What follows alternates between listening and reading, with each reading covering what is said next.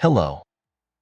The morning sunlight filtered through the window, casting a warm glow across the kitchen table where Brenda sat, engrossed in her crossword puzzle. Her tea steamed gently beside her, the familiar rhythm of our mornings filling the room.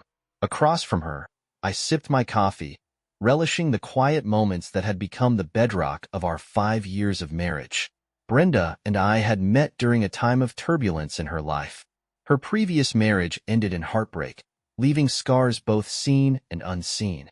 Yet, I had admired her strength, the way she had fought to rebuild herself.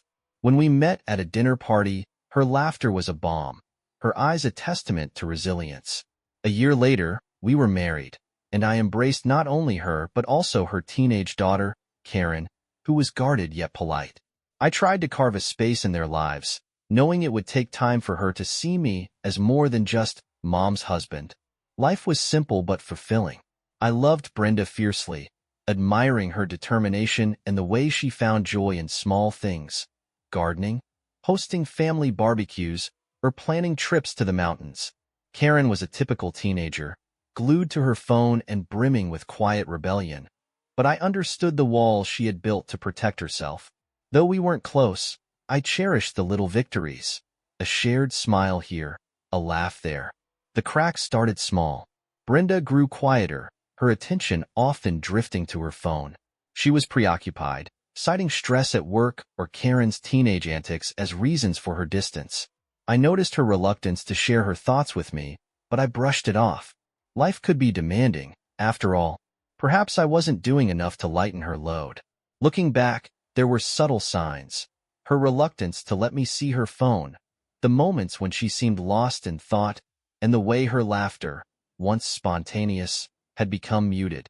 Still, I chose to believe in the strength of our bond, in the love we had built from the ashes of her past. I thought of these changes as fleeting shadows that would pass, but the shadows lingered. It was a Tuesday evening when I first noticed something was different. Brenda came home later than usual, her heels clicking unevenly on the tiles as she walked into the house. Karen was upstairs in her room, her music faintly audible. Brenda had always been someone who thrived on structure. She left at the same time each morning and returned around 6, barring occasional delays for work meetings. But that night, she breezed past me with an offhand, "Long day," before heading straight for the shower without so much as a hug or a glance in my direction. She wasn't the type to forget the small things. It wasn't in her nature. Brenda always made time to sit down with me for a quick rundown of her day, even if it was mundane. But lately, those moments had grown fewer and far between. I told myself it was nothing. Everyone gets tired now and then. Still, it was hard to shake the faint sense of unease. The next day, the pattern repeated itself. This time, I asked her about it. She told me the office was swamped because of a new client, and she was putting in overtime to help with the workload. It was a reasonable explanation, and I wanted to believe her. Yet, something about her tone, detached, almost rehearsed, left a hollow feeling in my gut. Brenda wasn't one to hide stress. If anything, she had always been open about venting her frustrations with work, unloading her thoughts onto me at the dinner table. But now, there was a wall, one I couldn't quite see but felt all the same. Over the next couple of weeks, little things began to accumulate. Brenda's phone, which she used to leave on the kitchen counter or by her bedside, was now always with her, clutched in her hand or tucked into her purse. Once, I noticed her texting someone late at night, the soft glow of the screen casting shadows on her face. When I asked who it was, she glanced up briefly and said, "Just a friend from work." The response was casual, but her body language, stiff shoulders, averted eyes, made me pause. I didn't press her. I didn't want to come across as paranoid or controlling. It wasn't just the phone. Brenda began spending more time out of the house. A late dinner with colleagues here, a weekend meeting there. I told myself to trust her, to give her the space she needed. After all, she had never given me a reason to doubt her. But trust only stretches so far when it's not nurtured. One Friday evening, Karen and I were watching a movie when Brenda came downstairs, dressed far more elaborately than usual. She had a dark red blouse tucked neatly into a skirt, paired with a set of heels I hadn't seen her wear in years. Karen, who had been scrolling through her phone absent-mindedly, looked up and raised an eyebrow. "Where are you going, Mom?" "Just meeting some coworkers for drinks," Brenda replied, brushing a strand of hair behind her ear. Karen gave a little shrug and returned to her phone, but I couldn't let it slide so easily. "Drinks?" I echoed, trying to keep my tone neutral. She nodded. "Yeah, it's been a rough week at work. Everyone's going out to blow off some steam." "You haven't mentioned this before," I said. "Are you sure you're up for it? You seemed pretty tired yesterday." Brenda glanced at the clock on the wall, as though gauging how much time she could spare for this conversation. "It was a last-minute thing," she said. "I won't be late." Something about the way she said it, firm, final, cut off the conversation. She grabbed her purse and left without another word. Karen didn't seem to think much of it, but I couldn't shake the feeling that something was off. As the days turned into weeks, the distance between us grew. Brenda was physically present, but emotionally absent. Her laughter was rarer, her smiles forced. The warmth that once filled our conversations was replaced with curt replies and vague answers. When I suggested we go out for dinner to reconnect, she declined, saying she wasn't feeling well. When I offered to cook her favorite meal at home, she waved it off, claiming she'd already eaten at the office.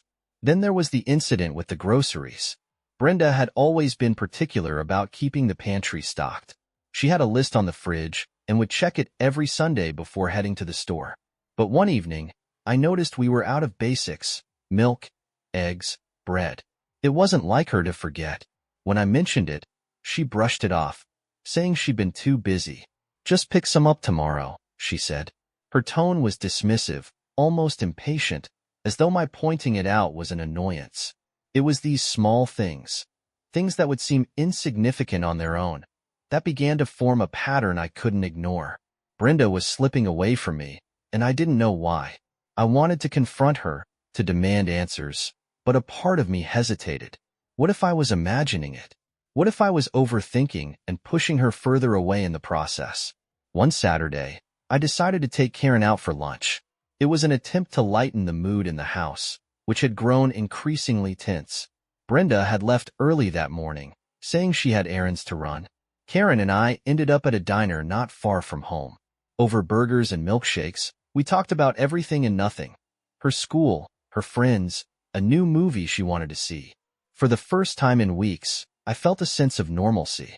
But as we were leaving the diner, something caught my eye. Across the street, near a small cafe, I saw Brenda. She was sitting at a table by the window, laughing and gesturing animatedly. Opposite her sat a man I didn't recognize. He was leaning forward, his elbows on the table, hanging onto her every word. They looked comfortable, at ease in a way Brenda hadn't been with me in months. I didn't approach them. I didn't want to create a scene, especially with Karen there. But the image stayed with me, replaying in my mind long after we got home. When Brenda returned that evening, I asked her how her day had been. She gave a vague reply about running errands and catching up with a friend. I didn't push further.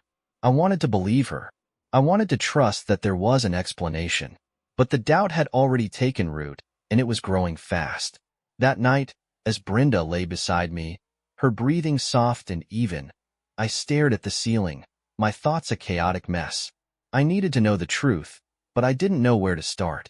Confronting her without proof felt reckless, but staying silent was eating away at me. The cracks in our relationship were no longer small. They were widening, threatening to break everything we had built. I decided enough was enough. There was no sense in dancing around the obvious anymore. Brenda's behavior had shifted in ways I couldn't ignore. I didn't need a detective, some elaborate scheme, or even a lengthy investigation to see what was right in front of me. If there was something going on, I would confront it directly. There was a sense of clarity in that decision, like wiping a fogged-up window clean. The next morning, I was already up before Brenda. She had returned home late again the previous night, making an excuse about running into an old coworker after an extended grocery run. It was barely convincing, and her vague replies to my questions only fueled the fire burning in my gut. I let it go then, but now it was time to face this head-on. When she came downstairs, she barely acknowledged me. Her attention went straight to the coffee machine, her movements slower than usual, like she was distracted. We need to talk, I said, my voice steady. I wasn't interested in beating around the bush. Her hand froze mid-reach for her mug. She glanced at me, hesitant. What about? You know what about, I replied, locking eyes with her. Something's changed, Brenda. You've changed. And I think it's time you told me what's going on. She turned away, busying herself with her coffee. I don't know what you're talking about, she said, but her voice lacked conviction. Don't do that, I said, stepping closer. Don't dismiss this like it's nothing. You've been distant for months. You're out all the time, avoiding me, avoiding conversations. You've made it impossible not to notice. Her shoulders tensed, but she didn't respond right away. I waited, refusing to back down. Work's been stressful, she finally said, her back still to me, and I guess I've been taking it out on you. I'm sorry if it seems like I've been distant. It's not intentional. You don't need to apologize, I said. You just need to tell me the truth. Brenda turned around then, her mug in hand, and leaned against the counter. Her expression was guarded, but there was something else there too, something that looked an awful lot like fear. What do you want me to say, Brian? She asked, her voice sharper now. That I'm not perfect? That I'm not the wife you want me to be every single second of every day? This isn't about perfection, I shot back. It's about honesty.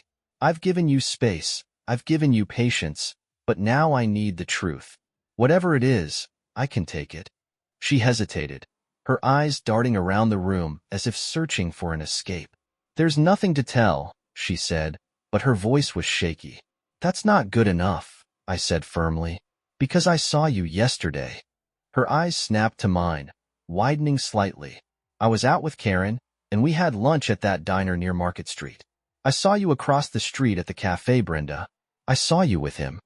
Her grip tightened on the mug, and for a moment, I thought she might drop it. She opened her mouth to speak, but closed it again just as quickly. Are you going to tell me who he is, or am I supposed to guess? I pressed. She set the mug down with trembling hands and crossed her arms over her chest. He's just a friend, she said. I let out a bitter laugh. You expect me to believe that?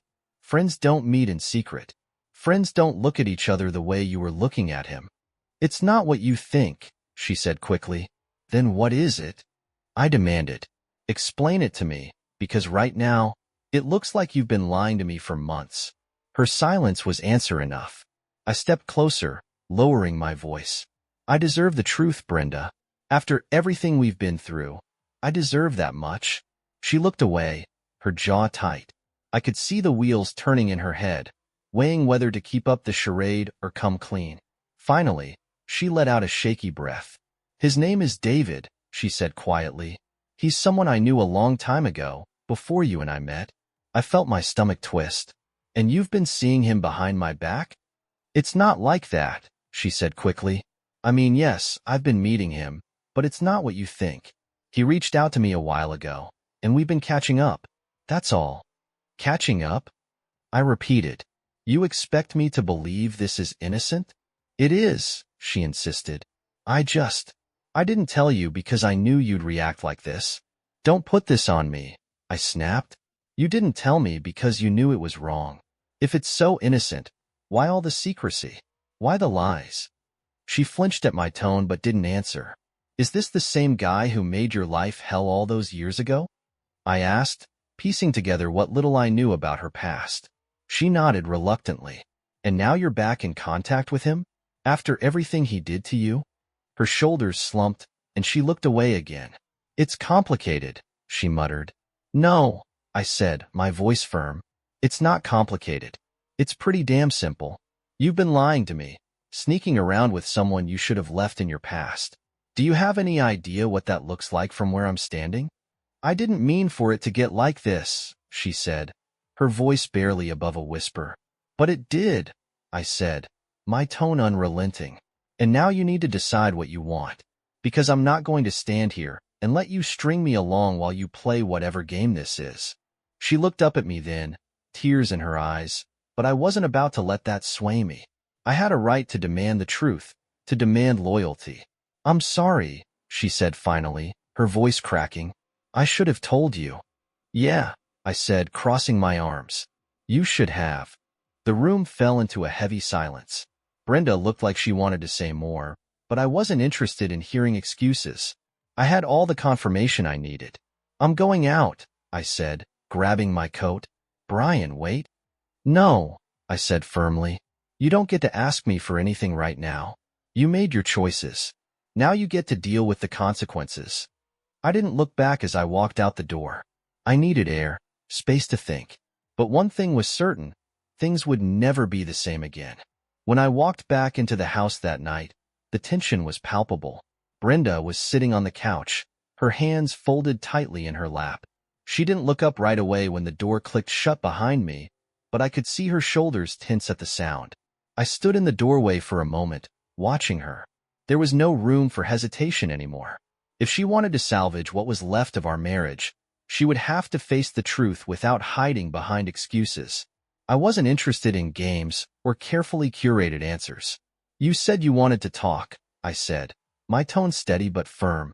She looked up then, her face pale, her eyes red from what I assumed had been hours of crying. "Brian, Save it," I cut her off, stepping into the living room. "If you've got something to say, say it. But don't think for a second that I'm here to coddle you or make this easier." Her lips trembled, but she nodded, swallowing hard. "You're right," she said softly. "I've been lying to you.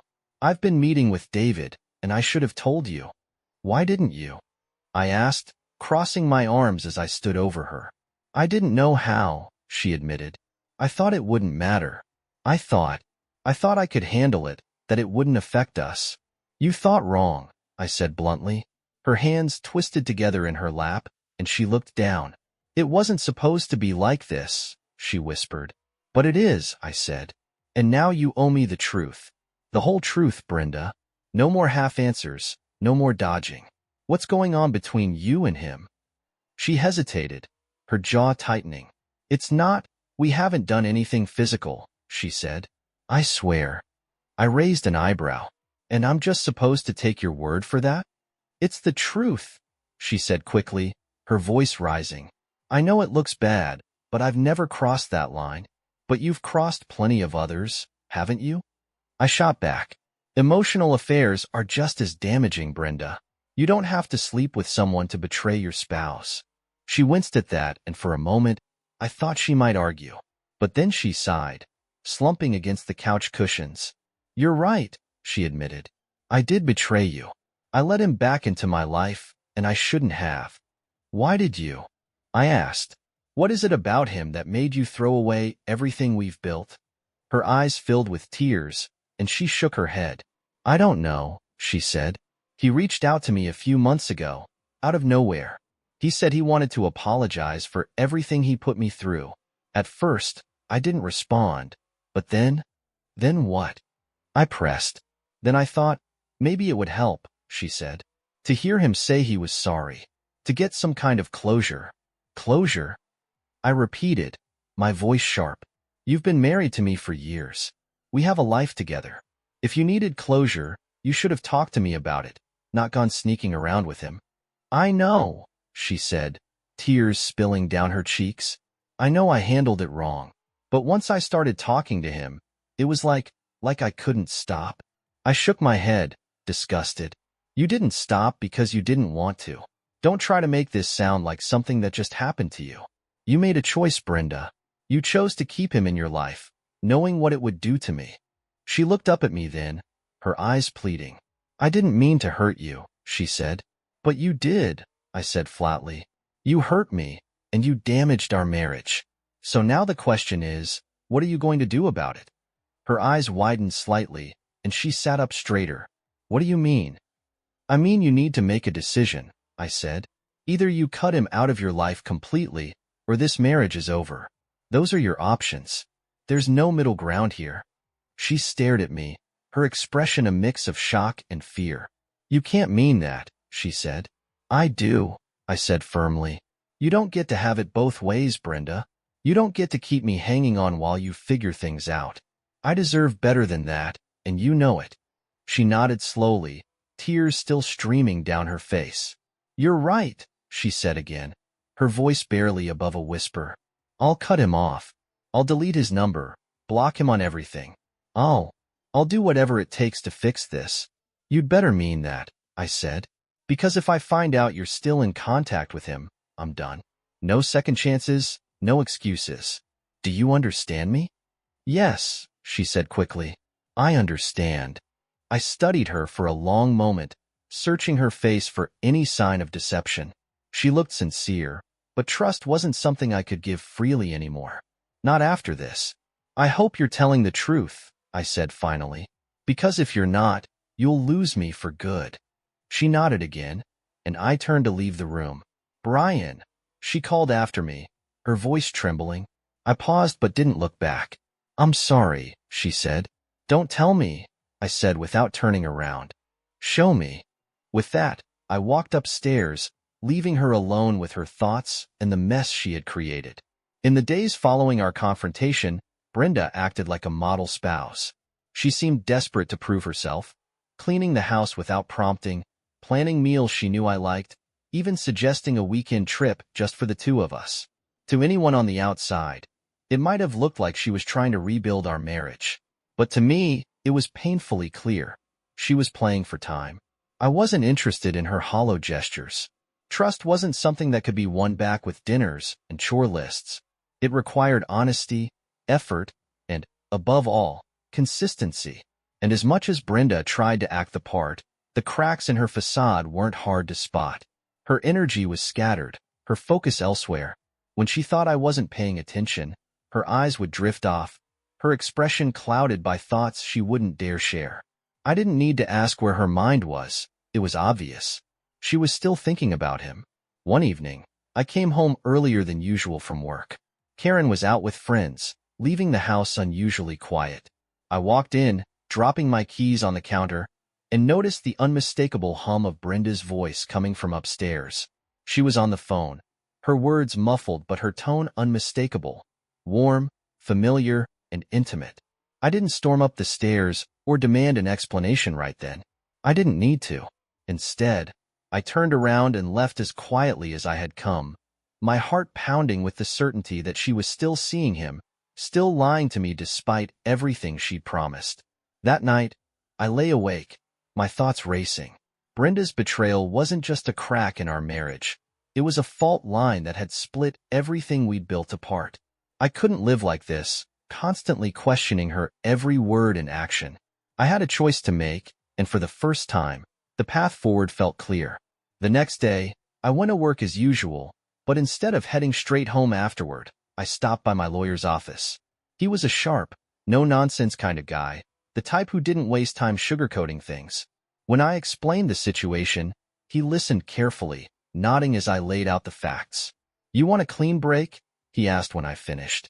Clean as it can be, I replied. But I also want to make sure she doesn't take me for a ride. I'm not going to let her cheat on me and walk away with everything we've worked for.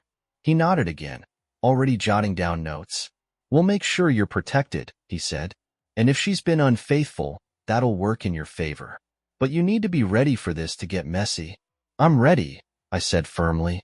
Over the next week, I quietly set my plans in motion. I gathered financial records, bank statements, and any documentation I thought might be relevant. I also started looking for a new place to live, something small and manageable. This wasn't about running away. It was about taking control. Meanwhile, Brenda continued her charade, acting like nothing was wrong. But the more she tried to play the role of a devoted wife, the more transparent her act became. Every smile, every casual touch, every overly sweet remark, it all reeked of guilt. Then, one evening, the final nail in the coffin came. Karen was at a friend's house for a sleepover, and Brenda had told me she was heading to the grocery store. She left around 7 p.m., claiming she'd be back within an hour. When she still wasn't home by 10, I didn't bother calling or texting her. Instead, I sat in the living room, waiting. She walked through the door just after 11, her hair slightly disheveled, the straps of her heels dangling from her fingers. She froze when she saw me sitting there. Where have you been? I asked, my tone calm but cold. I ran into a friend, she stammered. We decided to grab coffee and catch up. A friend? I repeated, my eyes narrowing. And this friend couldn't wait until a more reasonable hour to catch up? She fumbled for an answer, but I didn't let her finish. Spare me the lies, Brenda, I said, standing up. I know exactly where you've been, and I know who you were with. Her face went pale, and for a moment, she looked like she might deny it. But then her shoulders slumped, and she let out a shaky breath. It's not what you think, she started, but I cut her off. It doesn't matter what you say, I told her, because I'm done. You can keep lying, keep sneaking around, but it won't change anything. This marriage is over. Brian, wait, she started, but I held up a hand. No, I said firmly. You had your chance, Brenda. You had a chance to be honest, to fix this, but you threw it away. So now, you get to live with the consequences. She looked like she wanted to argue, but she must have seen the resolve in my expression because she fell silent. I'll be moving out by the end of the week, I continued. The divorce papers will be coming soon. I suggest you start getting your affairs in order. She started to cry then, but her tears didn't move me. They were too little, too late. You brought this on yourself? I said simply before walking past her and up the stairs. In the days that followed, I followed through on everything I'd planned. I moved into my new place, filed for divorce, and began the process of disentangling my life from Brenda's. It wasn't easy, but it was necessary. When the divorce was finalized, I walked away with the house, the majority of our savings, and most importantly, my dignity intact. Brenda was left with nothing but the mess she'd created. As I settled into my new life, I realized something. I wasn't angry anymore. I wasn't sad or bitter or consumed by what-ifs. I was free.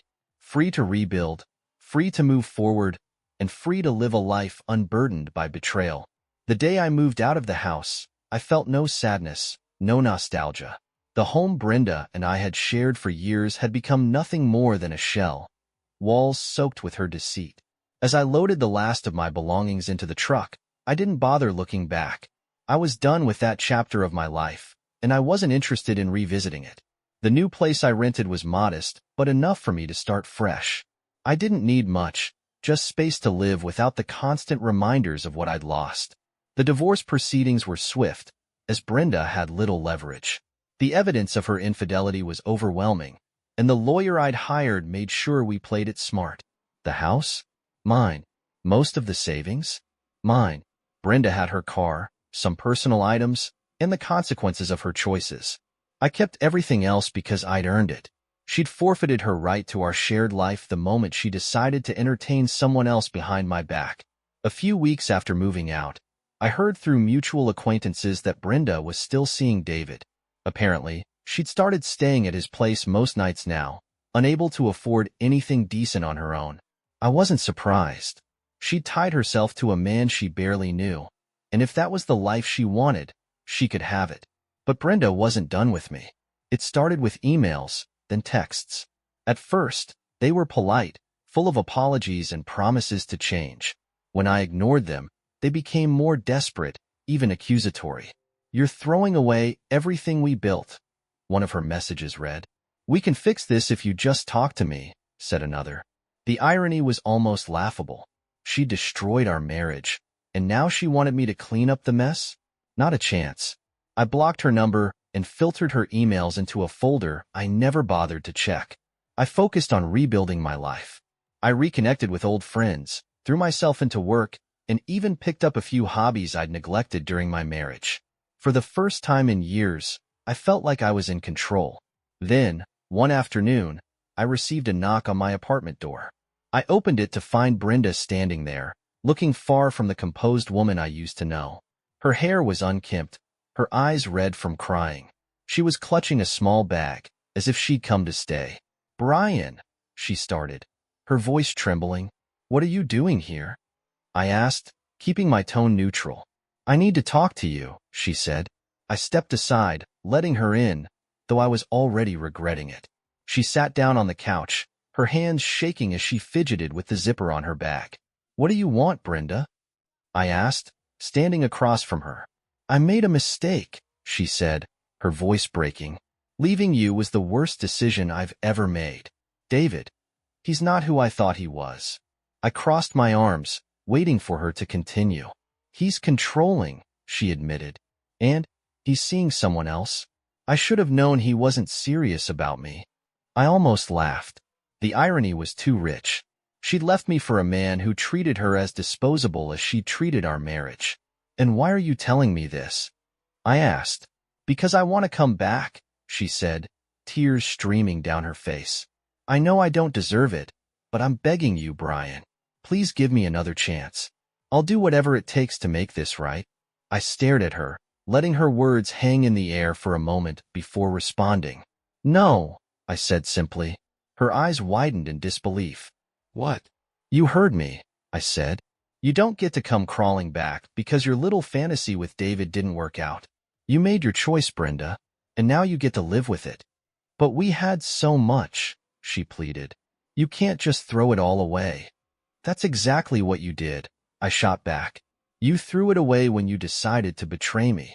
You don't get to rewrite history just because you're unhappy with how things turned out. Her tears came harder now, but I felt no sympathy. She had made her bed, and now she would lie in it. I loved you, she said, her voice barely a whisper.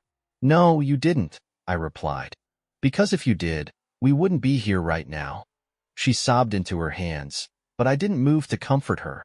After a moment, she stood, wiping her face with the back of her hand.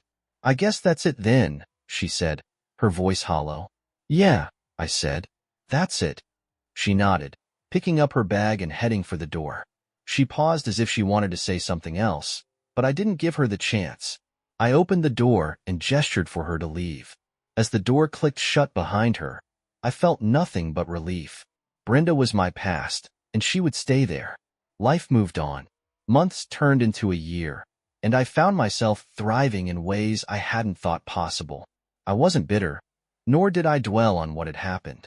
Brenda's betrayal had been a harsh lesson, but it had also been a turning point. When I looked at myself in the mirror now, I saw a man who had come out stronger, smarter, and more resilient. Brenda's choices had defined her, but they hadn't defined me. I had taken back control of my life, and for that, I was grateful. The future was mine, unburdened and full of promise. And as far as I was concerned, Brenda could stay exactly where I'd left her, in the past. Thanks for watching. Rate the story in the comments. Subscribe to the channel. Bye-bye.